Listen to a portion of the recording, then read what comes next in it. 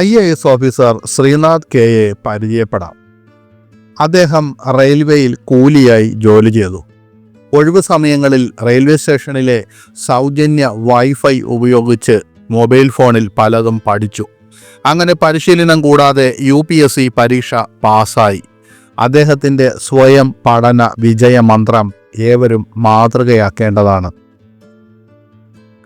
IAS, IPS, IFS തുടങ്ങിയ അഭിമാനകരമായ തസ്തികകളിലേക്ക് ഉദ്യോഗസ്ഥരെ നിയമിക്കുന്നതിനായി വർഷം തോറും നടത്തുന്ന ഇന്ത്യയിലെ ഏറ്റവും മത്സരാധിഷ്ഠിത പരീക്ഷകളിലൊന്നാണ് UPSC സിവിൽ സർവീസ് പരീക്ഷ. ഇതിൽ 3 ഘട്ടങ്ങൾ ഉൾപ്പെടുന്നു: പ്രിലിമിനറി, മെയിൻ, അഭിമുഖം. ഭരണപരമായ, നേതൃത്വപരമായ റോളുകളിലൂടെ രാജ്യത്തെ സേവിക്കാൻ ലക്ഷ്യമിട്ട് പ്രതിവർഷം 10 ലക്ഷത്തിലധികം ഉദ്യോഗാർത്ഥികൾ അപേക്ഷിക്കുന്നു. ചില ഉദ്യോഗാർത്ഥികൾ കടുത്ത സാമ്പത്തിക വെല്ലുവിളികൾ നേരിടുന്നു. UPSC തയ്യാറെടുപ്പിനുള്ള അടിസ്ഥാന പഠന സാമഗ്രികൾ പോലും വാങ്ങാൻ കഴിയുന്നില്ല.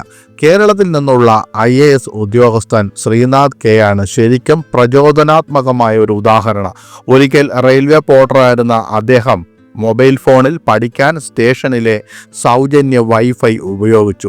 ഇത് തൻ്റെ ബുദ്ധിമുട്ടുകളെ പ്രചോദനവും വിജയവുമാക്കി മാറ്റി.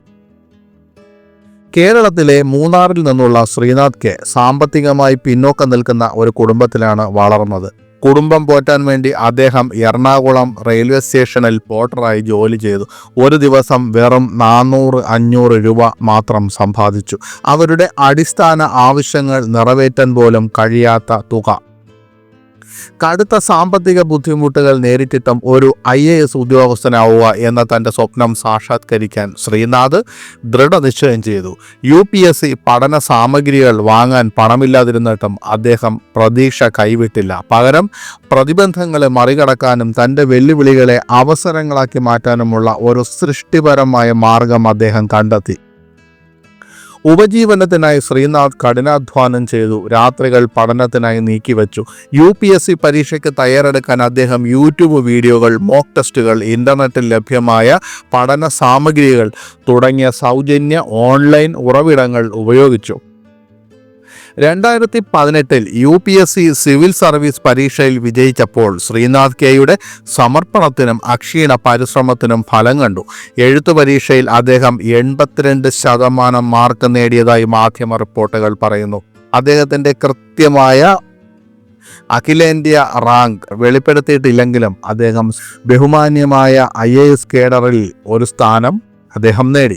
2018 ശ്രീനാഥിൻ്റെ ശ്രദ്ധേയമായ നേട്ടത്തിന് കേന്ദ്ര വാണിജ്യ വ്യവസായ മന്ത്രി പീയൂഷ് ഗോയലിൽ നിന്ന് പ്രശംസ ലഭിച്ചു.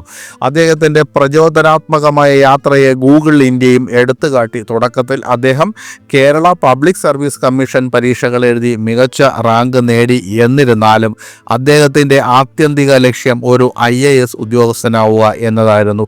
അതിനാൽ അദ്ദേഹം അചഞ്ചലമായ ദൃഢനിശ്ചയത്തോടെ UPSC സിവിൽ സർവീസ് പരീക്ഷയ്ക്കുള്ള തയ്യാറെടുപ്പുകൾ തുടർന്നു. വെല്ലുവിളികൾക്കിടയിലും തൻ്റെ ജീവിതം മാറ്റാൻ ശ്രീനാഥ് ദൃഢനിശ്ചയം ചെയ്തു. 4ാമത്തെ ശ്രമത്തിൽ അദ്ദേഹം നല്ല റാങ്ക് നേടുകയും ഒരു IAS ഉദ്യോഗസ്ഥനാകുക എന്ന സ്വപ്നം സാക്ഷാത്കരിക്കുകയും ചെയ്തു. സാമ്പത്തിക ബുദ്ധിമുട്ടുകൾ നേരിടുന്ന നിരവധി പേർ സർക്കാർ ജോലി ആഗ്രഹിക്കുമ്പോൾ ശ്രീനാഥ് കെയുടെ യാത്ര ശക്തമായ ഒരു പ്രചോദനം തന്നെയാണ്.